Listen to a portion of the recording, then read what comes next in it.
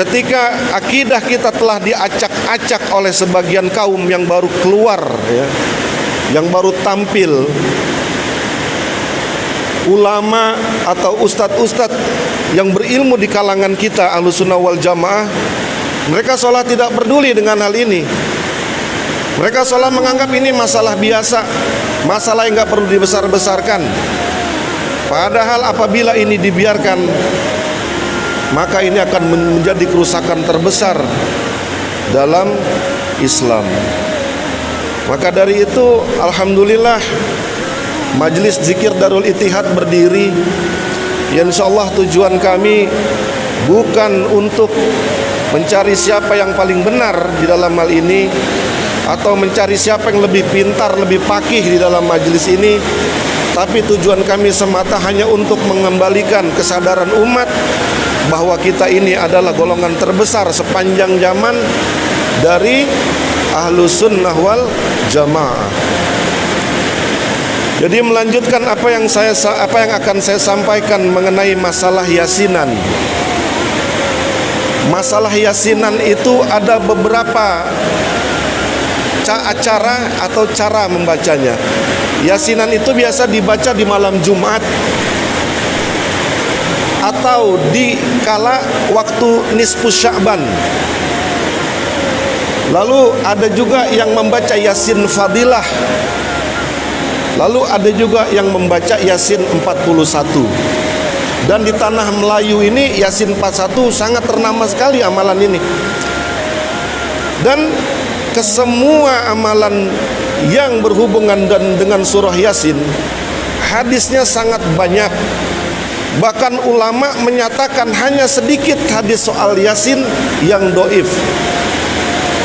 Hadis yang sering dimajukan oleh para ulama dalam urusan membaca Yasin, hadis yang berbunyi man qara'a Yasin fil lailatin ibtigha wajillah ghufirallahu. Barang siapa membaca Yasin di malam hari seraya mengharap ridha Allah, maka dia diampuni. Hadis ini banyak sekali yang meriwayatkan hadisnya. Yang pertama, hadis ini diriwayatkan oleh Imam Al-Baihaqi dalam kitab Syu'abul Iman dengan nomor hadis 2464. Lalu Imam At-Tabrani dalam kitab Mu'jam Al-Awsatnya pada nomor hadis 3509. Lalu Imam Ad-Darimi dalam Sunan Ad-Darimi dengan nomor hadis 3417. Begitupun Imam Abu Nuaim dalam kitab Hilyatul Auliya pada juz 2 halaman 159. Lalu Imam Khatib Al-Baghdadi meriwayatkan hadis ini dalam Tarikh Baghdad pada juz 10 halaman 257. Dan Imam Ibnu Hibban dalam Sahih Ibnu Hibban dengan nomor hadis 2574. Hadis ini yang menyatakan sahih, yang menyatakan berdasarkan kriteria hadis sahih, malah dari golongan ulama mereka. Dalam kitab Fawaidul Majmu'ah namanya, pada juz 2 halaman 302 disebutkan oleh Muhammad Ali Asy-Syaukani, hadisun man qara'a Yasin fil lailatin ibtigha'a wajhillah ghufirallahu. Hadis barang siapa membaca Yasin di malam hari seraya mengharap ridha Allah, maka diampuni. Rawahul Baihaqi an Abu Hurairah, yang diriwayatkan oleh Imam Al-Baihaqi dari Abu Hurairah marfu'an, yaitu hadis marfu yang langsung disandarkan kepada baginda Nabi sallallahu alaihi wasallam. Wa isnaduhu bisyartis sahih, dan sanadnya sesuai dengan standar kriteria hadis sahih. Jadi kriteria sahih itu ada 5. Riwayatannya bersambung, tidak ada syadz, tidak ada ilat, lalu periwayatnya adil, dan periwayatnya dobit. Hadis man qara'a Yasin fil lailatin ibtigha wajhillah ghufirallahu memenuhi standar kriteria hadis sahih. Lalu disebutkan lagi oleh Muhammad Ali Asy-Syaukani, wa akhrajahu Abu Nuaim wa akhrajahu Khatib fala wajha li zikrihi fi kutubil maudu'at. Jadi kata Muhammad Ali Asy-Syaukani, maka tidak ada jalan memasukkan hadis ini ke dalam kitab hadis-hadis palsu. Jadi hadis membaca Yasin di malam hari itu sahih hadisnya. Andaikan kita memilih malam Jumat untuk kita khususkan baca Yasin, maka itu tidak salah, karena ada hadis yang mendukung yang lainnya yang diriwayatkan oleh Imam Abu Ya'la di dalam kitab tafsir Ibnu Katsir. Jadi golongan mereka pun sebetulnya baca kitab tafsir ini, tapi saya heran ketika mereka sampai kepada bab surah Yasin di halaman akhir, kenapa mereka menafikan keutamaan atau mereka membid'ahkan amalan membaca surah Yasin di malam Jumat. Dalam hadis riwayat Imam Abu Ya'la disebutkan, man qara'a Yasin fi lailatin asbaha maghfuralah wa man qara'a hamim allati fiha dukhan asbaha maghfuralah. Barang siapa membaca surah Yasin di malam hari, maka di pagi harinya dia diampuni. Barang siapa membaca surah Hamim atau surat Dukhan, pagi harinya dia diampuni. Kata Imam Ibnu Katsir, wa isnaduhu jayyid. Hadisnya, sanadnya jayyid. Jayyid itu di atas hasan, di bawah sahih. Jadi sangat kuat sekali untuk dijadikan hujah. Maka dari itu jangan khawatir ketika kita melakukan yasinan di malam Jumat, itu sudah didukung oleh hadis-hadis sahih dan bukan suatu kebid'ahan. Lalu yang kedua, amalan membaca Yasin di malam nisfu Sya'ban yang biasanya kita lakukan 15 hari sebelum masuk bulan suci Ramadan. Di bulan Sya'ban di tanggal ke-15 biasanya kita membaca Yasin 3 kali. Yang pertama kita minta diberikan panjang umur, yang kedua minta disehatkan badan, yang ketiga minta dijauhkan dari segala mara bahaya misalnya. Ini Imam Syafi'i berkata dalam kitab Al-Umnya pada juz 1 halaman 264. Apa kata Imam Syafi'i? Inna du'a yustajabu fi khamsil layalin. Sesungguhnya doa itu akan dijabah oleh Allah di 5 malam. Wa fi lailati jum'ah, di malam Jumat. Makanya ketika kita zikir membaca Yasin di malam Jumat, kata Imam Syafi'i, itu waktu doa dikabul. Wa fi lailatil adha, di malam Idul Adha. Wa fi lailatil fitri, artinya di malam takbiran Idul Adha dan Idul Fitri. Wa fi awalin lailatin mir Rajab, di bulan Rajab di tanggal pertamanya di malam harinya, itu doa sedang dikabul. Lalu lailatin nisfi min Sya'ban, di malam nisfu Sya'ban. Jadi membaca Yasin di malam nisfu Sya'ban apakah bid'ah? Tidak. Memang ada beberapa amalan yang di dalam nisfu Sya'ban bid'ah. Bahkan ulama ahlu sunnah pun, ulama kita pun menolak amalan itu. Jadi kalau membaca Yasin saja di malam nisfu Sya'ban hukumnya seperti apa? Kata Imam Syafi'i itu waktunya dikabul doa. Jadi baca, karena hadisnya sangat kuat. Dan Imam Syafi'i imam kita, ikuti perkataannya. Lalu yang berikutnya membaca Yasin Fadilah atau Yasin 41 apabila kita punya hajat besar, apabila kita takut ada bencana, takut dengan adanya wabah seperti sekarang pandemi virus corona, maka boleh kita adakan nanti berjamaah membaca Yasin 1 atau Yasin Fadilah. Yasin Fadilah itu disebutkan oleh Imam Ad-Dairabi dalam kitab Mujarabatnya dengan nama Fathul Muluk. Lalu di dalam kitab Kunuzul Asrar oleh Syekh Haki An-Nazili pada halaman 190, kitab Kunuzul Asrar dituduh sebagai kitab biang kesyirikan oleh mereka. Karena kitab Kunuzul Asrar itu bercerita atau mengedepankan amalan-amalan yang bersifat punya khasiat atau khawarikulil ada. Karena golongan mereka ini anti dengan hal-hal seperti ini. Lalu di dalam kitab Abwabul Faraj karangan Sayyid Alwi Al-Maliki Al-Hasani dari halaman 99 sampai 105 mengetengahkan tentang bagaimana cara membaca Yasin 41. Jadi Yasin 41 itu ada diajarkan oleh ulama kita Sayyid Alwi Al-Maliki Al-Hasani. Bahkan Imam Haki An-Nazili sudah lebih dulu menuliskan kaifiat cara membaca Yasin 41. Jadi cara membaca Yasin 41 itu ada dua versi. Yang pertama, dikumpulkan orang 41 orang lalu membaca Yasin bersama-sama sehingga hitungannya menjadi 41 orang membaca Yasin yang hitungannya sama dengan 41 kali. Di dalam kitab Abwabul Faraj, Sayyid Alwi Al-Maliki Hasani mengetengahkan kaifiat yang menyatakan Yasin 41 itu dibaca sebagai berikut. Di ayat pertama di surah Yasin, di Yasin itu dibaca 7 kali. Lalu nanti ketemu di ayat 38, zalika taqdirul azizil alim, itu dibaca 14 kali. Sampai ayat 58 dibaca 16 kali. Lalu di ayat 81 dibaca 4 kali. Jadi 7 tambah 14 tambah 16 ditambah 4, 41.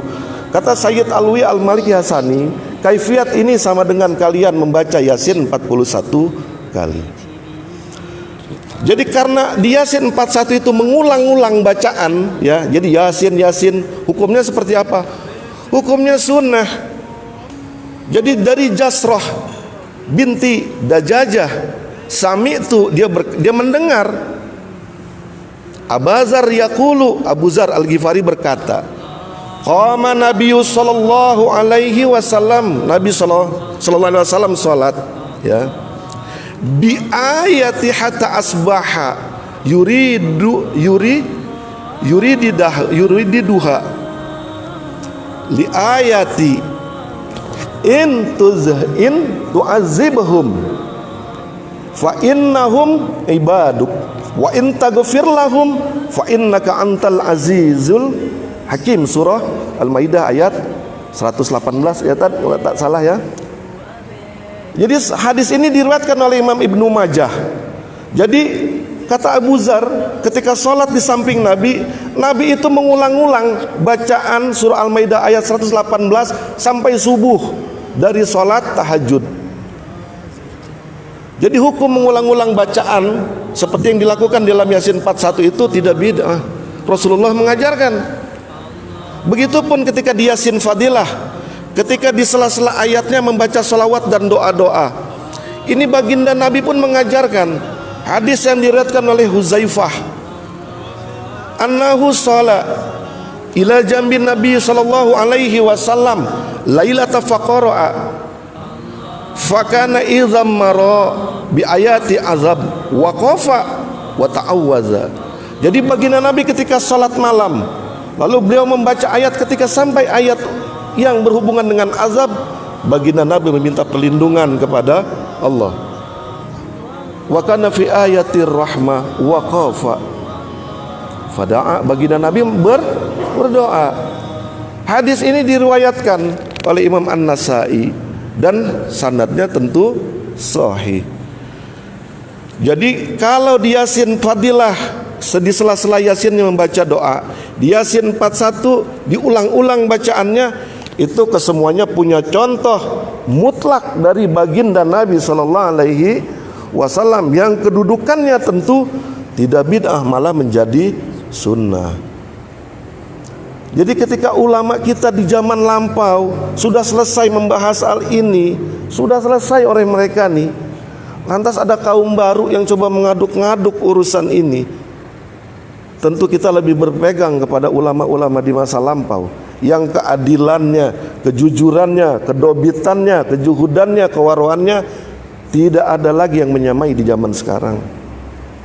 Dan mereka adalah orang-orang terpilih di generasinya, yang fatwanya sampai kita pakai dari mereka hidup sampai yaumil qiyamah. Jadi ijtihad tidak bisa dibatalkan oleh ijtihad. Kalaupun mau dibatalkan, silahkan kalian buka mazhab sendiri, cari pengikut sendiri, buat kitab hadis sendiri, buat kitab suci sendiri. Karena Islam ini kaya dengan ikhtilaf.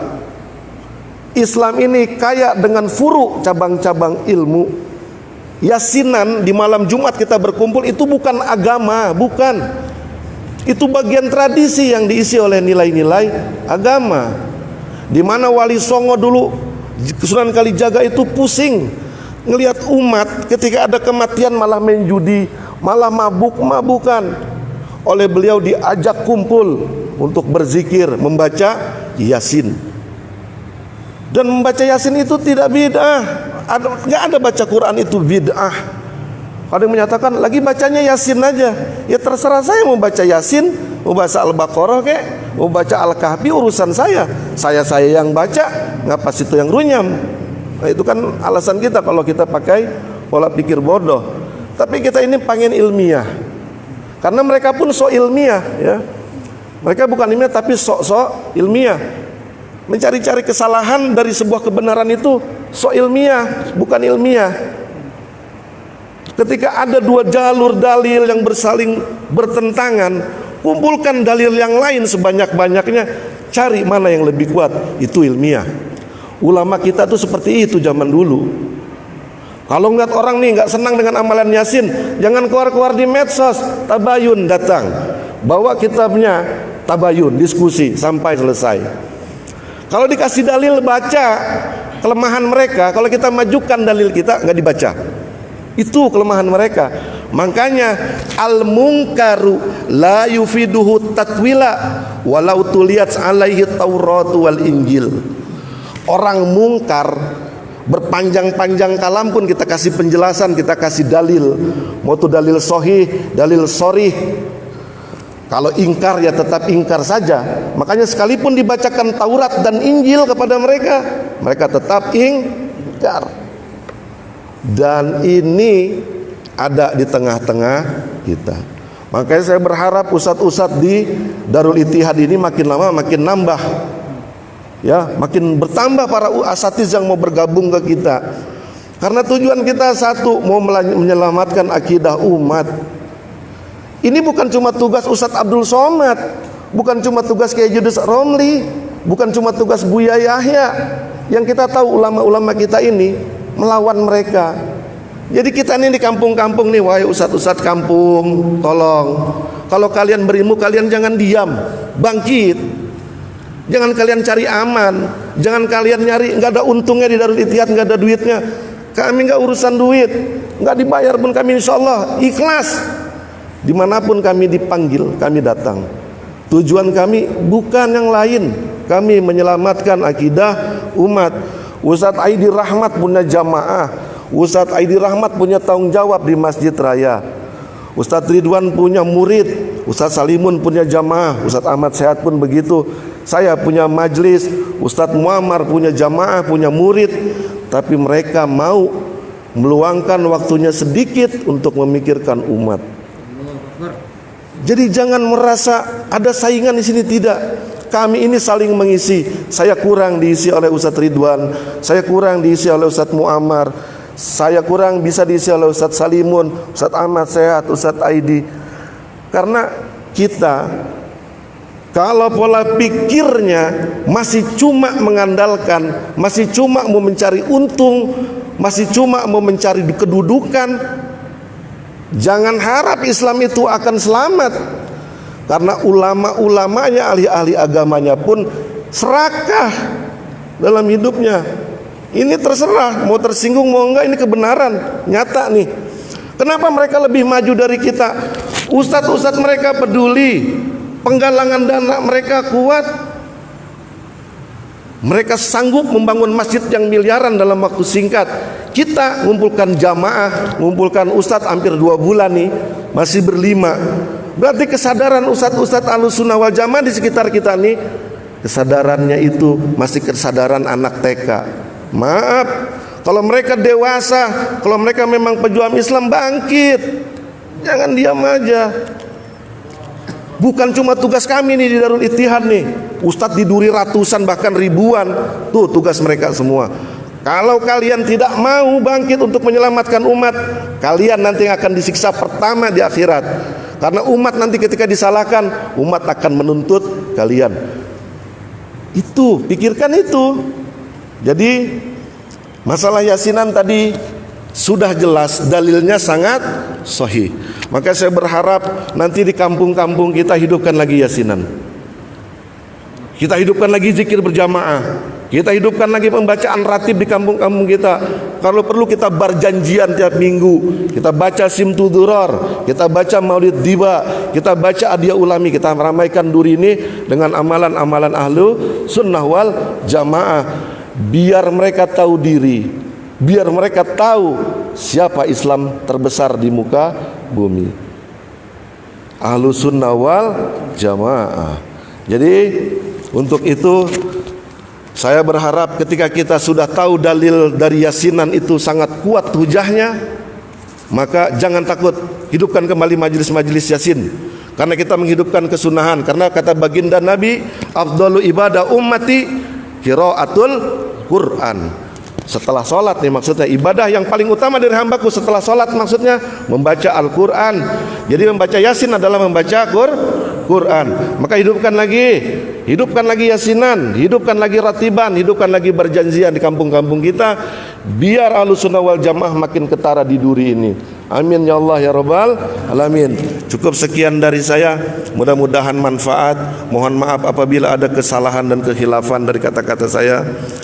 Untuk itu wallahul muwaffiq ila aqwamit thariq. Assalamualaikum warahmatullahi wabarakatuh.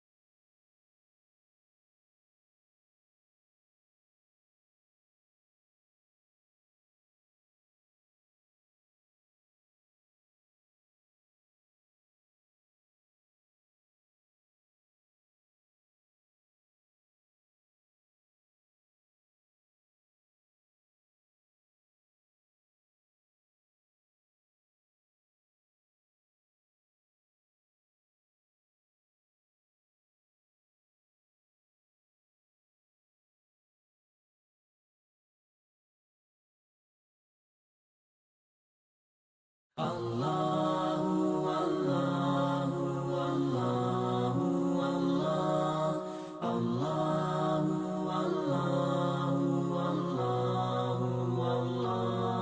Allahu